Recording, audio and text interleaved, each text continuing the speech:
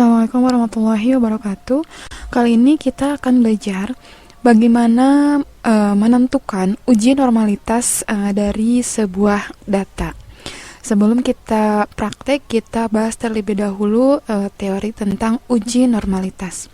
Uji normalitas merupakan sebuah uji yang dilakukan dengan tujuan untuk menilai sebaran data pada sebuah kelompok data ataupun variabel.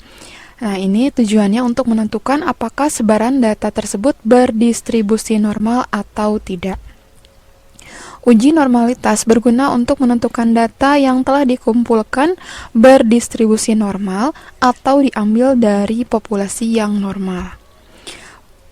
Pengujian normalitas untuk data tunggal dapat dilakukan dengan uji Lilliefors, sedangkan data yang bergolong dapat dilakukan dengan chi kuadrat. Karena data yang akan kita uji sekarang merupakan data tunggal, maka kita akan mengujinya dengan Lilliefors.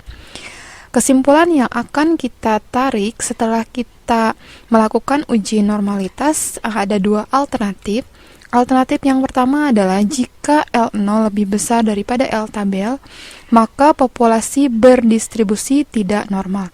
Sedangkan jika L0 lebih kecil daripada L tabel, berarti populasi berdistribusi normal. Cara menentukan uji normalitas ada beberapa langkah, di antaranya menentukan persamaan regresi sederhana dengan persamaan Y sama dengan A ditambah BX, mencari nilai Y dikurangi dengan nilai variabel Y yang sudah ditentukan, kemudian mencari nilai galat, menentukan nilai standar deviasi galat, menentukan nilai frekuensi kumulatif, menentukan nilai z-score dengan persamaan xi dikurangi x-bar dibagi dengan standar deviasi. Selanjutnya menentukan nilai normalitas fzi, menentukan szy dengan persamaan f kumulatif dibagi dengan jumlah data. Menghitung Lilliefors hitung dengan persamaan fzi dikurangi szy. Menentukan nilai L hitung. Nilai L hitung di sini kita ambil nilai absolut, nilai yang paling besar. Kemudian menentukan L tabel, dan yang terakhir adalah menentukan kesimpulan apakah data tersebut normal atau tidak. Oke, untuk lebih jelasnya kita langsung saja praktek menggunakan data. Oke, di sini sudah saya sediakan data untuk menguji normalitas data. Di sini nilai X dan Y-nya sudah ada. Kemudian kita tinggal menentukan nilai Y dari persamaan A ditambah BX. Nah, nilai A dan B-nya kita sudah hitung di video sebelumnya. Ya, di video sebelumnya kita sudah menghitung nilai A dan nilai B-nya. Jadi kita tinggal masukkan saja nilai A-nya. Di sini nilai A dan B-nya ada di sheet sebelumnya. Nilai A-nya yaitu 59,83. Karena rumusnya ditambah, kita tambah. Kemudian kita buka kurung terlebih dahulu untuk nilai B dikalikan dengan X, ya. Nah, nilai X di sini adalah nilai dari tabel X1. Ya, kita tutup kurung. Kemudian karena di sini nilai A dan B-nya itu tetap, maka untuk menguncinya agar tidak bergeser ke kolom selanjutnya, kita kunci terlebih dahulu di antara nama tabel, ya. Nama tabelnya di sini adalah B114, maka kita kunci di antara B-nya dengan menggunakan $. Ya, atau menggunakan simbol $. Kemudian yang di variabel B-nya ada di B120. Kita kunci juga di antara huruf B-nya. Setelah itu kita enter, maka didapatkan nilai Y-nya. Nilai Y untuk X yang pertama yaitu 88,25.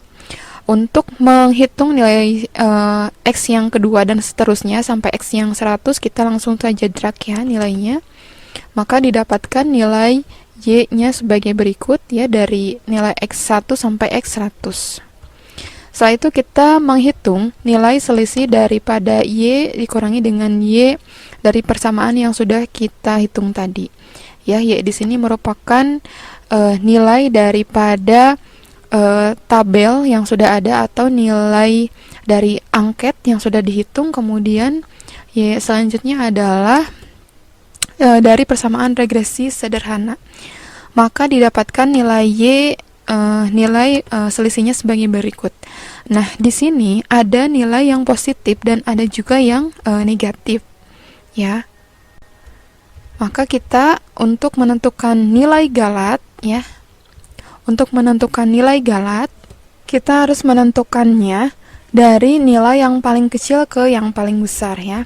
Pertama kita drag terlebih dahulu nilai daripada selisihnya, kemudian kita copy.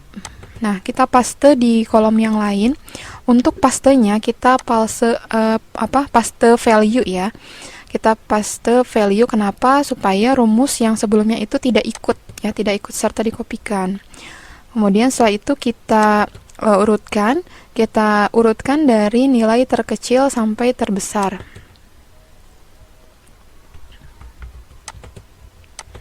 Ya, kita dapat nilainya. Kalau sudah diurutkan, kita pindahkan lagi ke kolom galat atau kolom XI, ya. Kemudian kita cut dan kita paste. Oke, sebelumnya untuk menghitung nilai F kumulatif, nilai F kumulatif di sini itu sama saja dengan nilai urut dari data, ya. Jadi kita langsung saja mengopikan dari nomor atau di kolom A, ya, nomornya dari 1 sampai 100. Oke. Sudah dapat. Oke, selanjutnya kita akan menghitung standar deviasi galat. Ya, untuk menghitung standar deviasi galat, kita taruh di paling bawah, ya. Rumusnya adalah ini, ya, standar deviasi atau STDEV dalam kurung. Nah, dalam kurung di sini adalah nilai daripada ini, ya, nilai daripada galat tersebut atau nilai daripada XI. Nah, sudah didapat. Nilai daripada standar deviasinya adalah 11,00.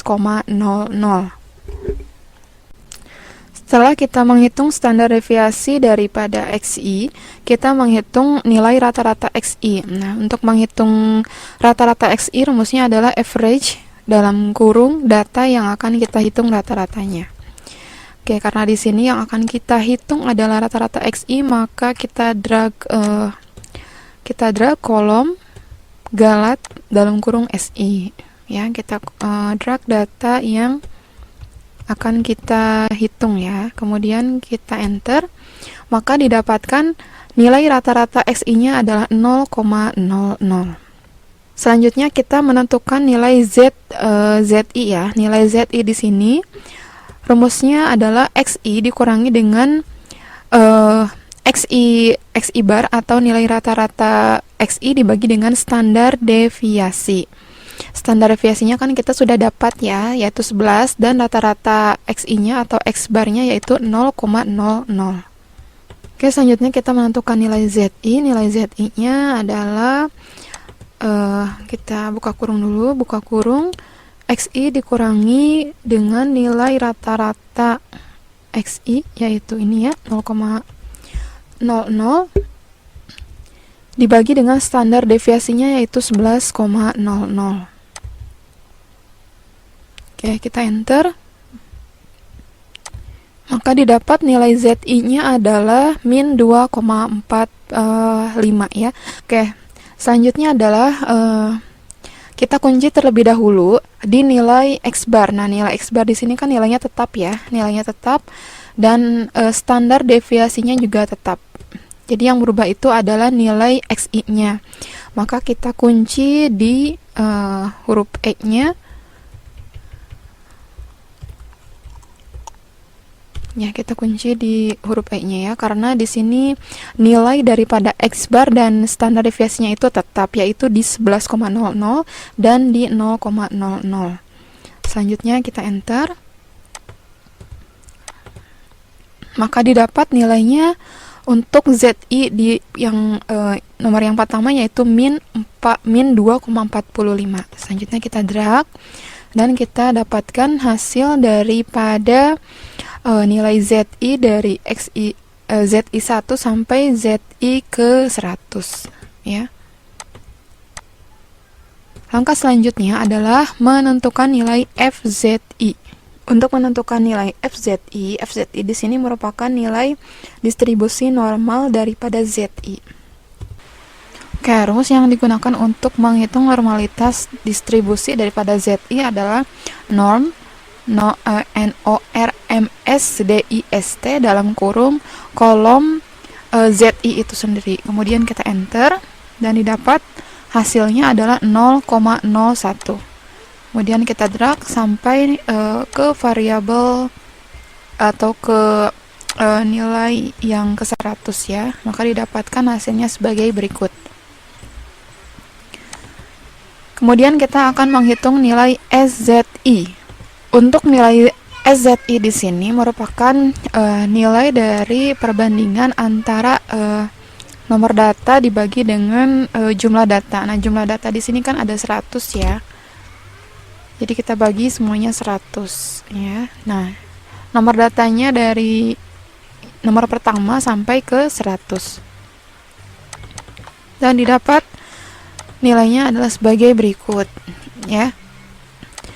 Selanjutnya kita menghitung selisih dari FZI dikurangi SZI. FZI-nya adalah 0,01 dikurangi dengan 0,01. Maka didapat hasilnya adalah sebagai berikut. Oke. Nah, kita lihat kita sudah mendapatkan nilai dari selisih FZI dikurangi SZI sampai data yang ke 100, nilainya sebagai berikut. Kemudian untuk menghitung nilai dari L hitung, nah nilai L hitung itu adalah nilai absolut atau nilai mutlak daripada nilai maksimum daripada FZI dikurangi SZI ya. Jadi kita dapatkan nilai maksimumnya, tapi nilai maksimum yang absolut. Nah, didapatkan nilai L hitung daripada data tersebut adalah 0,094 ya. Kalau sudah didapatkan, kita menentukan nilai L tabelnya ya. Untuk menentukan nilai L tabelnya, kita bisa melihat dari nilai kritis L untuk uji Lillie force. Kita gunakan alfa yang 0,05. Karena data kita 100, berarti N-nya jumlahnya itu lebih dari 30, maka kita gunakan persamaan ini ya. 0,88 dibagi dengan akar N. Akar N di sini merupakan jumlah data. Nah, karena di sini jumlah datanya 100 ya, maka di sini untuk menentukan L hitungnya berarti L tabelnya adalah 0,08 dibagi dengan akar N. Akar N di sini berarti akar 100 karena jumlah sampel kita adalah 100 ya. Jadi sudah didapatkan ini nilai daripada L tabelnya adalah 0,09 ya. 0,09 atau kalau misalnya kita 0,09 itu merupakan pembulatan dari 0,089. Nah, kalau misalnya kita ambil kita kurangi ya digitnya, di sini kan nilainya sama aja ya, 0,09 L hitung dan L tabelnya juga 0,09. Tapi kalau kita menambahkan lagi angka di belakang koma, ternyata di sini nilai L hitungnya itu lebih besar daripada L tabel. Maka sesuai dengan alternatif kesimpulan kita, jika L hitung lebih besar daripada L tabel, maka data tersebut tidak terdistribusi secara normal ya. Jadi jika L hitungnya lebih besar daripada L tabel, maka datanya tidak normal, dan L hitungnya lebih kecil daripada L tabel, maka data tersebut normal. Jadi karena data kita itu L hitungnya lebih besar daripada L tabel, maka data tersebut tidak terdistribusi secara normal atau datanya tidak normal. Sekian video kali ini mengenai perhitungan uji normalitas. Silahkan berlatih, semoga bermanfaat. Wassalamualaikum warahmatullahi wabarakatuh.